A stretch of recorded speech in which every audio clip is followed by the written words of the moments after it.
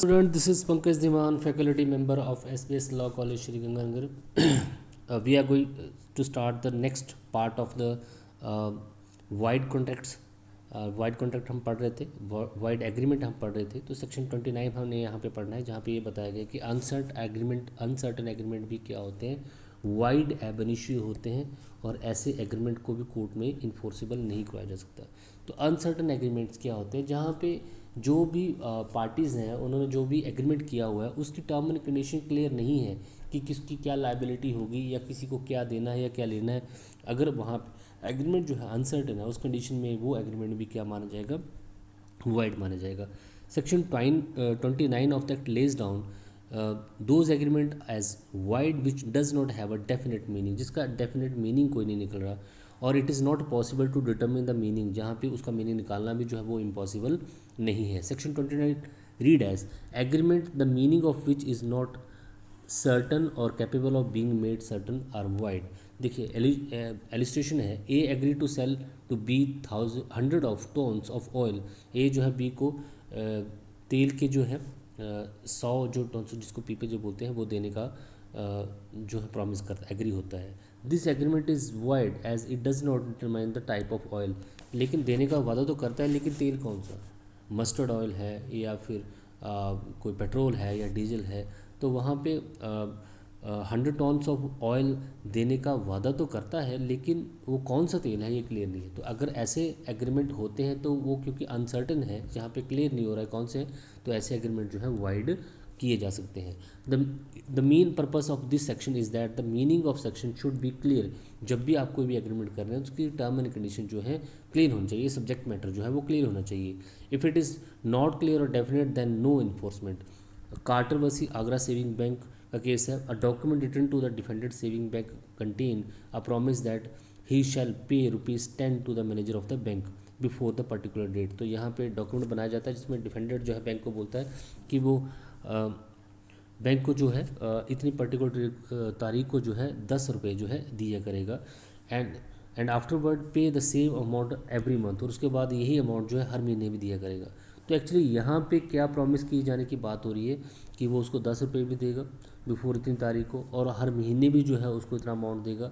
तो यहाँ पे कंडीशन जो है वो क्लियर नहीं है, अनसर्टन एग्रीमेंट है. तो ऐसा अनसर्टन एग्रीमेंट क्या माना जाएगा, वाइड माना जाएगा, क्योंकि दो कंडीशन है. The amount has to be paid for how much time, कितना अमाउंट तक वो टाइम देना है ये क्लियर नहीं है. In all how much amount was to be paid, और अमाउंट देना कितना है ये भी क्लियर नहीं है. तो इस कंडीशन में ऐसा कोई भी एग्रीमेंट होगा जिसको इंटरप्रेट कर पाना बहुत मुश्किल है, जिसको समझना बहुत मुश्किल है, और जिसको इंटरप्रेट किया ही नहीं जा सकता या उसको आसान शब्दों में बयान किया ही नहीं जा सकता, उस कंडीशन में वो सारे एग्रीमेंट क्या होते हैं, वाइड माने जाते हैं. आगे चलते हैं. अब आपके पास नेक्स्ट है यहाँ पे वैगरिंग एग्रीमेंट. तो वैगरिंग एग्रीमेंट क्या होता है इसको समझने की कोशिश करते हैं, जिसको हम सट्टा भी बोलते हैं. तो सट्टे का जो बिजनेस होता है जहाँ पे इक्वल चांस रहता है विन और लॉस का, ऐसे एग्रीमेंट भी क्या होते हैं, वाइड होते हैं. देखिए एक एग्रीमेंट हो जाता है ए और बी के बीच में कि अगर जो है 2014 के या मान लीजिए 2024 के इलेक्शन होंगे जब, तो उसमें जो है मोदी जीतेगा, और दूसरा बोलता है कि उसमें मोदी नहीं जो है राहुल गांधी जीतेगा. तो यहाँ पे इस तरीके का कोई भी सट्टा लगाया जाता है और एग्रीमेंट किया जाता है कि अगर मोदी जीतता है तो बी को इतने पैसे देने पड़ेंगे, 5 लाख देने पड़ेंगे, और अगर राहुल गांधी जीतता है तो ए को इतने पैसे देने पड़ेंगे. तो इस तरीके का कोई भी एग्रीमेंट आप बनाते हैं वो एग्रीमेंट भी क्या होगा, वाइड होगा, क्योंकि ये क्लियरली सट्टा है, एक अनसर्टन इवेंट है जिसका आप एक दूसरे से कोई लेना देना भी नहीं है. तो अगर आप अनसर्टन इवेंट पे जिसका होना ना होना जो तय नहीं है उस पर अगर आप कोई एग्रीमेंट करते हैं तो वो एग्रीमेंट भी वाइड होगा. मान लीजिए मोदी जीत जाता है, अब बी को यहाँ पे जो है 5 लाख देने हैं, तो उसके पास एग्रीमेंट भी है, उसको लेके कोर्ट में पहुँच जाता है और बोलता है कि जी मेरा इसके साथ एग्रीमेंट था और अब मुझे ये पैसे नहीं दे रहा. तो कोर्ट ऐसे एग्रीमेंट को इन्फोर्सिबल ही नहीं करेगा, क्योंकि कॉन्ट्रैक्ट एक्ट के सेक्शन 13 में साफ लिखा हुआ है कि अगर इस तरीके का कोई भी एग्रीमेंट आप करते हैं तो वो तो वाइड एन इशू है. Section 30 of the act declare the wagering agreement as void. A universal definition of wagering contract is difficult. Wagering contract की डेफिनेशन क्या ये क्लियर नहीं है, लेकिन फिर भी सेक्शन 13 में लिखा हुआ है agreement by way of wager are void and no suit shall be brought for recovering anything alleged to be won on any wager or untrusted to any person to abide the result of any game or other uncertain event on which wager is made। तो agreement अगर वैगर के through वैगरिंग के through किया जाता है तो उस वैगरिंग में अगर कोई पार्टी जीतती है तो उस एग्रीमेंट को वो कोर्ट में इन्फोर्सेबल नहीं करवा सकती है, क्योंकि ये सेक्शन 30 में क्लियरली ही क्या है, वॉइड है। विल एंड एंसन की डेफिनेशन है, a promise for making payment of money or a valuable article like money on ascertainment of an uncertain event is called wagering contract. तो यहाँ पे वैगरिंग कॉन्ट्रैक्ट को बताया गया है, ऐसा कोई भी प्रॉमिस मनी देने का या फिर मनी से रिलेटेड कोई भी वैल्यूएबल आर्टिकल देने का, ऐसा इवेंट जो कि अनसर्टन है और क्लियर नहीं है, उसको हम वैगरिंग कॉन्ट्रैक्ट कहते हैं। जब दो पार्टियाँ आपस में कोई ऐसा वैगरिंग कॉन्ट्रैक्ट कर रही हैं तो वहाँ पे विन एंड लूज़ के जो है चांसेस जो है इक्वल है, एक जीतेगा और एक हारेगा।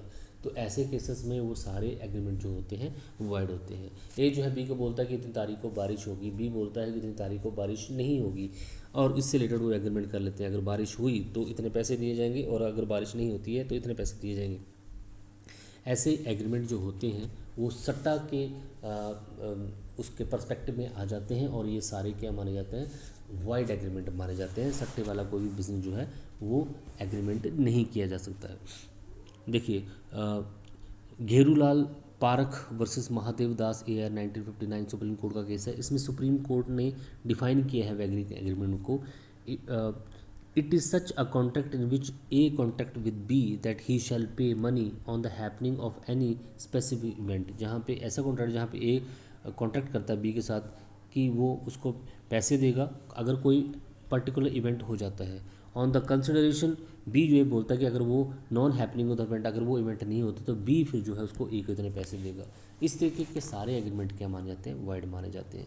एक अब definition show following element of the wagering contract. देखिए जैसे two parties are required as wagering contract के एलिमेंट क्या क्या है, वहाँ पे दो पार्टियाँ होती हैं, प्रॉमिस करती हैं टू पे मनी और think of value of money, या तो मनी पे करेंगे या जिसकी वैल्यू हो ऐसी कोई property. Promise is depend upon the happening और नॉन हैपनिंग द इवेंट। जो प्रॉमिस किया गया है वो हो भी सकता है या नहीं भी हो सकता है। Event should be uncertain, event uncertain हो जो कि हो भी सकता है या नहीं भी हो सकता है।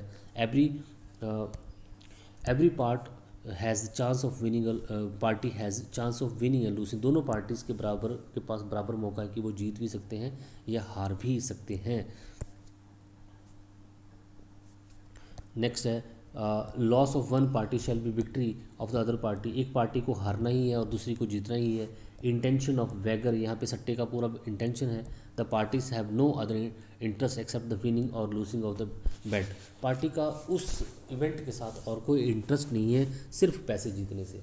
तो यहाँ पे अगर ये चीज़ें हैं तो वो वैगरिंग कॉन्ट्रैक्ट माना जाएगा, एग्रीमेंट माना जाएगा, और ये कोर्ट की नज़र में क्या माना जाएगा, इनफोर्सेबल नहीं है। ठीक है, एक केस आपके पास कार्लिल वर्सी कार्बोलिक स्मोक बॉल, ये आपने केस पहले ही पढ़ा हुआ है। इस केस में भी इसको वैगरिंग कॉन्ट्रैक्ट माना गया था, क्योंकि यहाँ पे दो पार्टियाँ हैं। एक पार्टी उसमें से ये बोलती है कि हमने एक ऐसी दवाई बनाई है, अगर उसको आप लेते हैं तो आपको कभी जुकाम नहीं होगा। दूसरा पार्टी जो है उस दवाई को ख़रीदता है और वहाँ पे जो है उसको फिर से जुकाम जो है कोल्ड लग जाता है।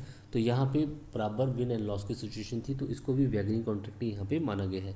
जैसे एक इलस्ट्रेशन आपके पास, A and B agree that if on a particular day no rain comes then A shall pay 100 rupees to be. यहाँ पे भी ऐसा एग्रीमेंट है कि ए जो है बी के साथ एग्रीमेंट करता है कि एक पर्टिकुलर डेट पे बारिश नहीं होती है तो ए जो है बी को जो है 100 रुपया देगा, और अगर उस पर्टिकुलर डे को बी को बारिश हो जाती है तो फिर बी जो है ए को इतने पैसे देगा। तो ये क्या है, this is wagering contract because the event of which payment shall be made an uncertain event. एक ऐसा इवेंट है जो कि अनसर्टन है, जैसे म्यूचुअली पॉसिबिलिटी ऑफ प्रॉफिट और लॉस, यहाँ पे जीतने और हारने की जो है पूरी पॉसिबिलिटी यहाँ पे रहती है। तो इफेक्ट क्या है, तो वैगरिंग कॉन्ट्रैक्ट कोई भी किया जाता है वो वाइड एब इनिशियो है।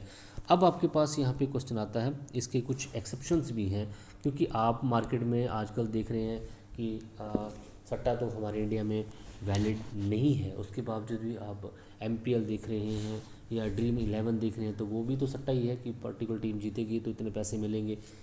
इसके बारे में हम थोड़ा सा यहाँ पे जान लेते हैं। तो एक्सेप्शन क्या है, सबसे पहले इंश्योरेंस का एग्रीमेंट। इंश्योरेंस एग्रीमेंट आपने देखा होगा, इंश्योरेंस में क्या होता है, यहाँ पे भी विन एंड लॉस की पूरी सिचुएशन रहती है। मैंने अगर अपना LIC पॉलिसी लिया हुआ है तो अगर मेरी डेथ हो जाती है तो मेरी फैमिली को इतने पैसे मिल जाएंगे, और अगर मेरी डेथ नहीं होती है तो अगर आप लाइफ इंश्योरेंस को छोड़ दें तो बाकी चीज़ों को भी दे सकते हैं। जैसे मोटर व्हीकल का 1 साल का इंश्योरेंस होता है, आपने अपनी गाड़ी का करवा लिया, 1 साल के अंदर आपकी गाड़ी डैमेज होती है तो कंपनी इसका पे करती है, अगर नहीं होता है तो आपको कुछ नहीं मिलेगा। तो यहाँ पे भी पूरे जो वैगरिंग एग्रीमेंट के जो है पूरे सिम्टम्स हैं, लेकिन इनको वैलिड माना गया है। इनको इंश्योरेंस के जितने भी कॉन्ट्रैक्ट हैं उनको वैलिड माना गया, उनको वैगरिंग कॉन्ट्रैक्ट नहीं माना गया है। इसके पीछे सबसे बड़ा इंटरेस्ट क्या होता है, इंश्योरेबल इंटरेस्ट। आपका जिस चीज़ से रिलेटेड आप यहाँ पे इंश्योरेंस कर रहे हैं उस पर आपका इंटरेस्ट होता है, लेकिन जब आप वैगरिंग कॉन्ट्रैक्ट करते हैं तो वो आपका वहाँ पे उस थिंग्स के साथ कोई भी इंटरेस्ट नहीं होता। मोदी हारे जीते इससे आपको कोई वो फ़र्क इतना पड़ेगा नहीं, या इंडिया या पाकिस्तान जीतेगा इसमें भी आपको कोई फ़र्क इतना पड़ता नहीं है। तो आपका बारिश होगी किसी पर्टिकुलर डेट को या नहीं होगी, इससे भी आपका इसमें कोई आपका पर्सनल इंटरेस्ट जुड़ा हुआ नहीं है, इसलिए ये दोनों चीज़ें अलग है। लेकिन जब इंश्योरेंस की जाती है तो उस चीज़ पे आपका एक पर्टिकुलर इंटरेस्ट होता है। जब मैं अपनी वाइफ का LIC करवा रहा हूँ तो वहाँ वाइफ में मेरा एक इंटरेस्ट है, मेरा एक इंश्योरेबल इंटरेस्ट है, और उसको मैं वहाँ पे सेव कर रहा हूँ। तो यहाँ पे पहली बात क्लियर है कि इंश्योरेंस कॉन्ट्रैक्ट में भी सेम सिम्टम्स होते हैं वैगरिंग कॉन्ट्रैक्ट वाले, लेकिन इंश्योरेंस कॉन्ट्रैक्ट को वैलिड यहाँ पे माना गया है। Section 30 of the act consider the wagering contract as a void, but whether the insurance agreement are wager or not, there is a difference opinion upon the things. देखिए, Anson consider insurance contract as a contract for the compensation, not for wagering contract. क्योंकि यहाँ पे insurance में होता है compensation, वहाँ पे वैगर नहीं होता है। In India two insurance agreement are based on the uncertain event but still are valid provided that the interest of the insured person is vested. क्योंकि आपका उसमें कुछ ना कुछ इंटरेस्ट होता है। If the interest of any person is not vested in the life insurance, अगर आपका उस चीज़ पे मेरा अपने बेटों में इंटरेस्ट है, मेरे अपने बच्चों में इंटरेस्ट है, मेरे अपने वाइफ में इंटरेस्ट है, मेरे अपने पेरेंट्स में इंटरेस्ट है, तो अगर किसी भी लाइफ इंश्योरेंस में कोई इंटरेस्ट नहीं होगा आपका उस पर्टिकुलर पर्सन के साथ, तो वो फिर इंश्योरेंस जो है वैलिड नहीं मानी जाएगी। ऐसा केस भी आपके पास देखिए, LME versus positive government security life insurance. इसमें a woman got insurance of the wife of an employee of the husband. Woman जो है एक ऐसे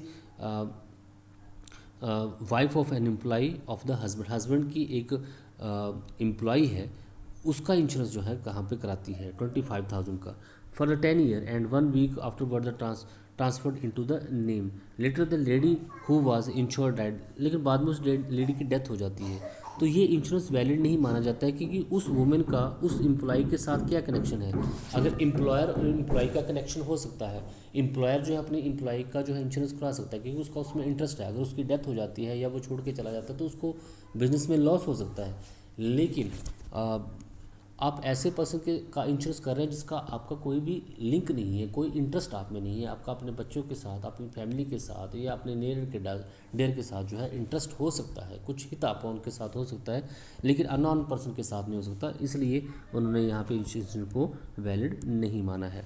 तो लाइफ इंश्योरेंस जो होती है वो एक वैगरिंग कॉन्ट्रैक्ट इसलिए नहीं है क्योंकि आपका उस थिंग्स पे जिसका आप इंश्योरेंस करवा रहे हैं, चाहे वो मोटर व्हीकल हो या किसी की लाइफ का हो या घर का हो, वहाँ पे आपका उस चीज़ के साथ इंटरेस्ट होता है। यहाँ विनिंग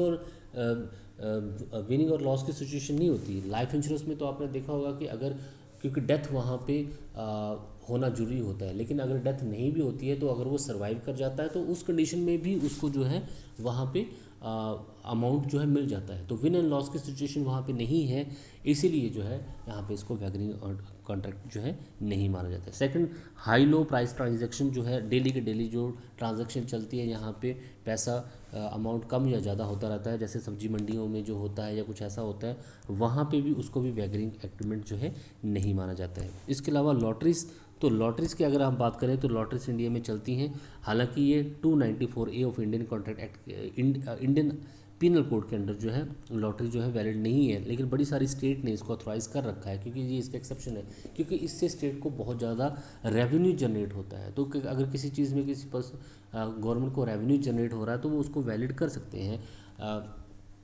इसी तरीके से आजकल जो क्रिकेट में जो चल रहा है, जो भी आप MPL या फिर ड्रीम 11 में खेलते हैं, वहाँ पे भी उसको गवर्नमेंट ने इसलिए वैलिड कर रखा है, क्योंकि इससे जो है गवर्नमेंट को अच्छी खासी रेवेन्यू जनरेट होती है। तो लॉटरी में भी यही होता है, आप लॉटरी लेते हैं, या तो आप हारेंगे या तो आप जीतेंगे।